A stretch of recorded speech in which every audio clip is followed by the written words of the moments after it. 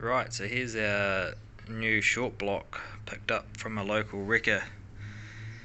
It's done a few Ks, but apparently she's in good second-hand condition.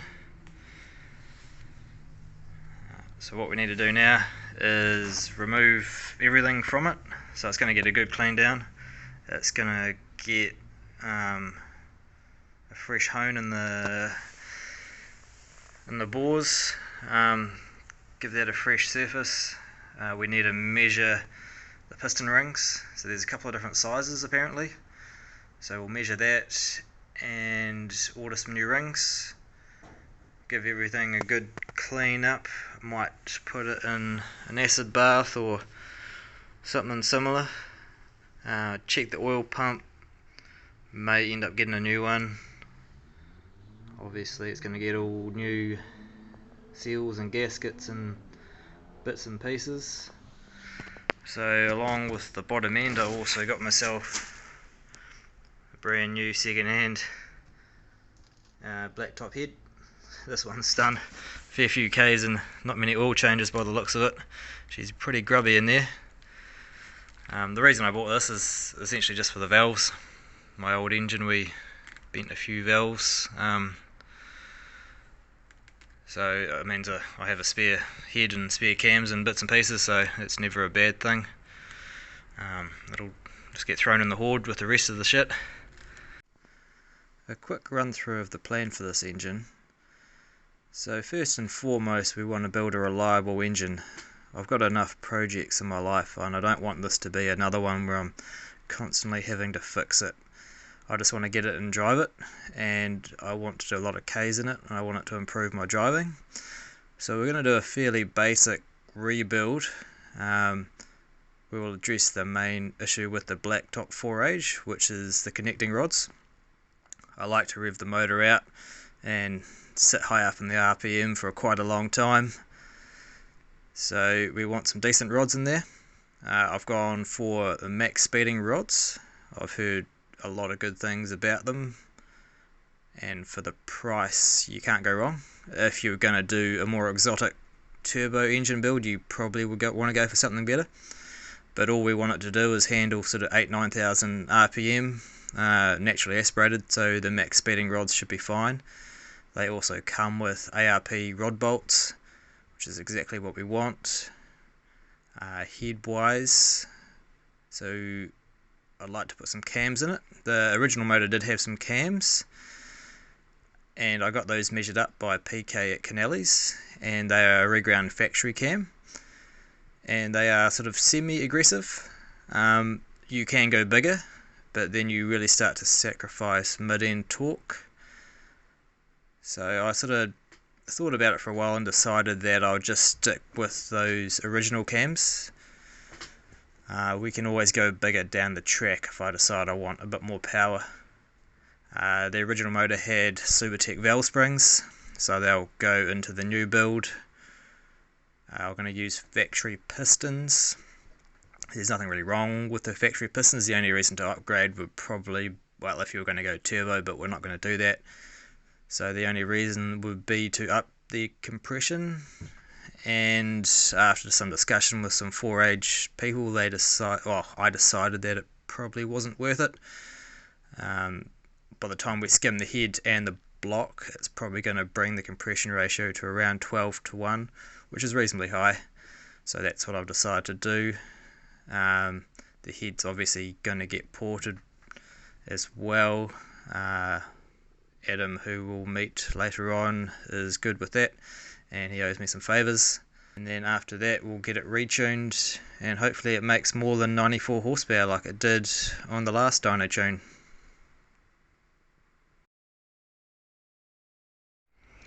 So here's the bare block. We found some interesting things.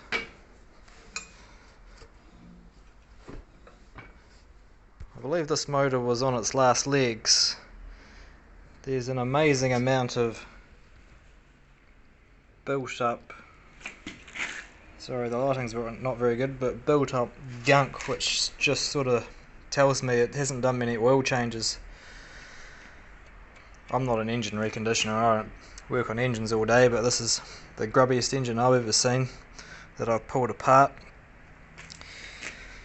The main concern is these main bearings. So we can see here they've definitely either had something through them or not enough oil, and most of them are in similar condition. And you see this one in particular looks like it's had some serious heat go into it. And these are some big ends over here, and none of these actually look too bad, fortunately.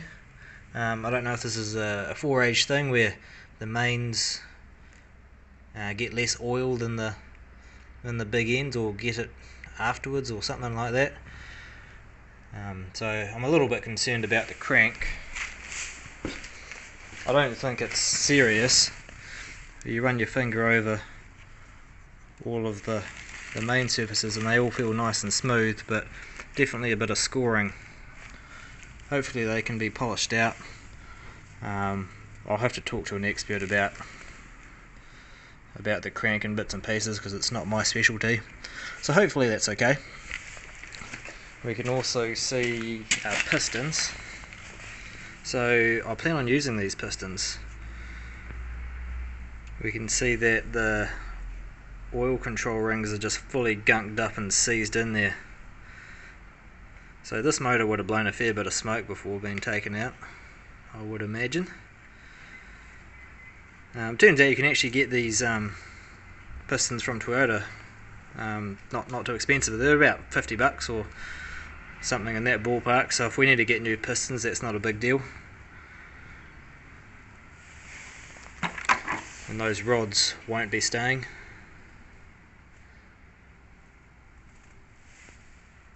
So what are we doing here, Adam? Alright, so got our micrometer, going to measure the crankshaft. Always have to make sure that your equipment is zeroed first. So this is a standard, it's precision ground to be a certain length. So this one in case is 25 millimeters. So done that, and it's zeroed on the micrometer. So now we can go and measure the journals. So roughly wind it out to the approximate size. Very carefully put it on the high point and use the clicker to get a consistent load on the anvil.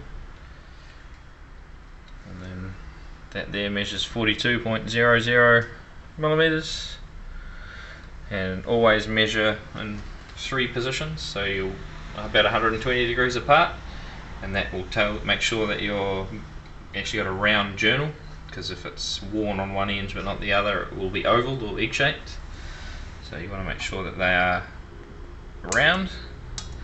That's 42 there.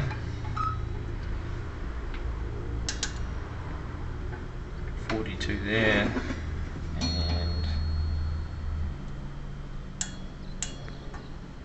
42 there. So that journal is perfectly within spec, and then we'll go along and measure the other 4.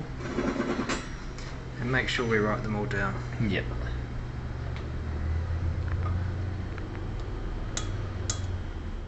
So we started off with the big ends, and now we need to do the same with the mains. Yep, so the mains are a bit larger, but still within the same range of this micrometer anvil that's set, so it's still zeroed to the standard we set to before, except this time it's 25, 20, 30, 35, 40, 45, 50, 60, 47, 48, so 48 millimeters. And we can see on the mains we've got sort of some marking, if you want to explain why that is there. So that there, you can feel it with your fingernail, it's nice and smooth, but that stripe there is just because the main bearings are grooved, so there's an oil channel, so that's just oil staining. So when this crank goes away for the block to be machined, these journals will just be polished and all of that staining will go away. But when it's polished, it doesn't remove any material from the crankshaft, it doesn't change the sizing of it all it does is just put a nice shiny surface on there and make sure that any sort of tiny little imperfections are polished out. Sweet. And same thing with the big ends, we just measure, because it's a reasonably wide journal, you kind of want to measure top and bottom. So top there 4800, bottom there's 47995, so there's 0.005 taper in it, but that's well within spec. And then same thing again, just measure it in 120 degrees apart in 3 places. So 48, 48, 48, and 47995. So that's good. Bloody good. Alright, here are the conrods. We're about to put the bearings in them and torque them up to make sure that the big end bearing clearance is correct. But first of all, same with the block, we want to make sure that they're clean. And even though these are brand new out of the box forged connecting rods, you always want to make sure that you clean behind where the bearing shell sits, because you see straight away dirt coming off it, and small amounts of anything could always get stuck behind the bearing, and anything stuck behind the bearing is going to affect your bearing clearance measurement. So always make sure that everything's wiped down, and even the bearings, when you take them out of the box, make sure you give them a quick brake clean and a wipe down before fitting them to the conrods. So ready to measure the conrod clearance. We've installed the bearings into both the rod and the cap, and lubricated the rod bolts. So there's the ARP lube under the head of the bolt and on the thread. So put the rod cap onto the rod, install the bolts,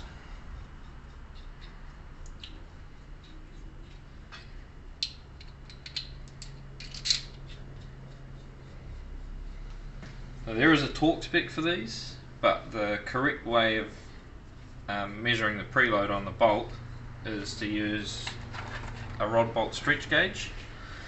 So what we're going to do here is clamp it in the vise. Always clamp it on the this face here, the cheek of the rod, and set it. You don't never clamp it like that, because you don't want to be twisting the rod when you're torquing the bolts up. So rod goes in the vise there, just lightly nip it up, and there's a little gap here because it's sitting high on the dowels, so we'll just quickly run that down.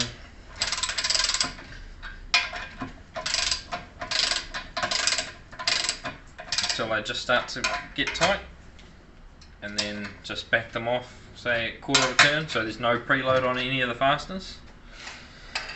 Then what we do is install the rod bolt stretch gauge onto the bolt. If you look at the face of the stretch gauge, so that's the bolt with no torque on it. So what we want to do is zero that gauge,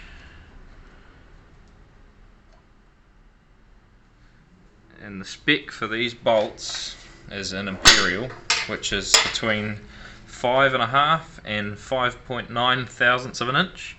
So we want to go between the 5.5 and the 6 line there. So we can, what we can do is we can move one of these pointers around to point to where we want it to, and that's where we want the dial to move to. So first of all, we'll set the torque wrench to round about the correct torque, which is in this case 45 foot-pound, and we will torque the fastener and then recheck the stretch.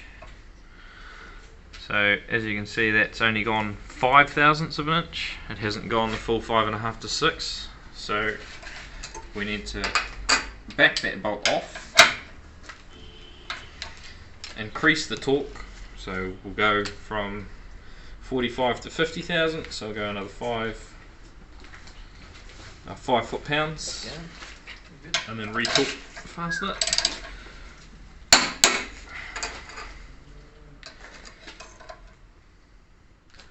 So that there is now between 5.5 and 6, which is bang on. So as you can see, the torque recommended didn't give the required stretch, so you do have to check that, and that's why this is the superior way of doing it. So again, put it on the next bolt, re-zero the dial, remove the stretch gauge and torque it.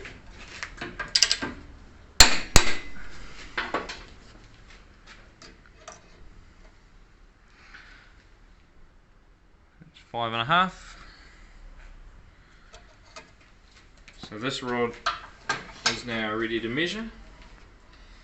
And we want to measure all of our measurements both for the clearance with the same micrometer. So this is the same one that was zeroed to that standard earlier, but we obviously can't measure an inside hole with an outside micrometer. So we have an inside micrometer, but we don't want to take the reading straight off this. We set the inside micrometer to the inside here, and then we'll measure it with the outside micrometer. So we're measuring both the outside and the inside with the same thing, so there's no error between the scales on the micrometers. We're taking it with the same thing here.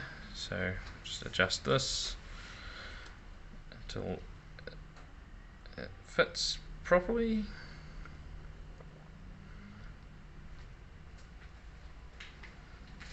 It's a little bit fiddly because they're quite small.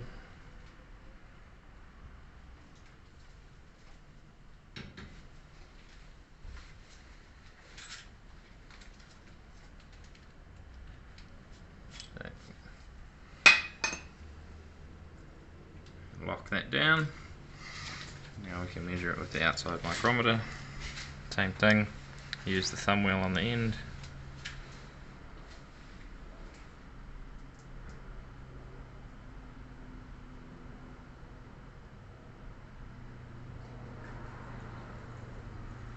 So that's got a little bit of drag there, which is just right. And that measures 42.06, whereas the crankshaft measured 42.00. So we have 42.06. That means we have 0.06 millimeters of clearance. And if we calculate that into imperial, 0.06 to 25.4, that gives us 2.3 thousandths, and for sort of a race car you want about 2.5 thousandths. So that is bang on correct, and it's just the same process for the other 4 rods. As you can see, we've numbered the rods because we want to make sure that we know which rod has which clearance. So if there was variation on the crank, which there's not, one journal bigger than the other and one rod bigger than the other, then we could mix and match to get the clearances all sort of even and correct, but in this case it's perfect as it came from the factory, so good to go. Measure the rest. So we got the main bearings in here with the main caps. Adam is torquing them up. Now we're going to give them a measure. Alright, so same story as before. Use the inside mic and then verify it with the outside mic.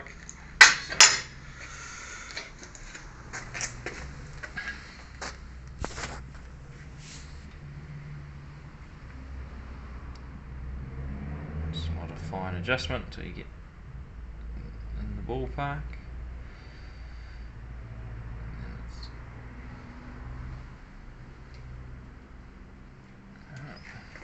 Once you've got your size, lock it up on the side, and then measure it with the outside micrometer.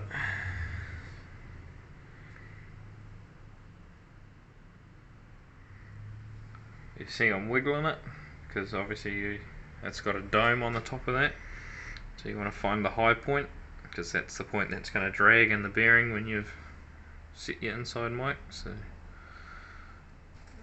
adjust your outside mic until you just feel it dragging, and that's your measurement. So that's 48.08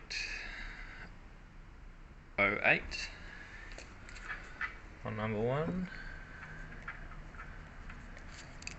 That's a little bit more clearance than the big ends, which is not a bad thing. So 0.08 2554, just a hair over 3 thou. So that could probably do with being a little bit tighter, but we'll go ahead and check some of the other bearings and see what they come out at.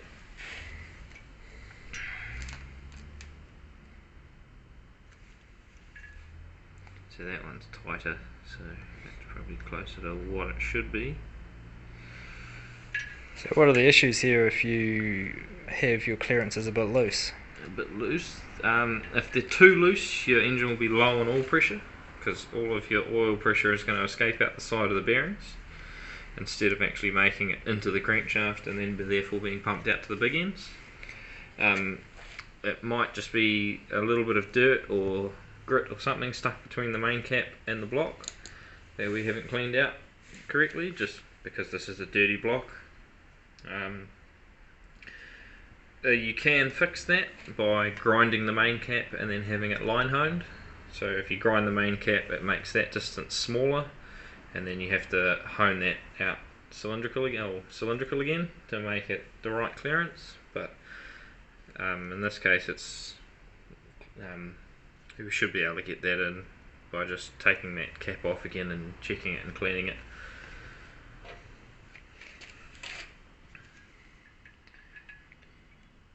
Especially because this number 2 is measuring tighter, so that leads me to believe that something is stuck under that number 1 cap, giving us a false reading. Well, I did clean it myself, so that's quite likely. So that number 2.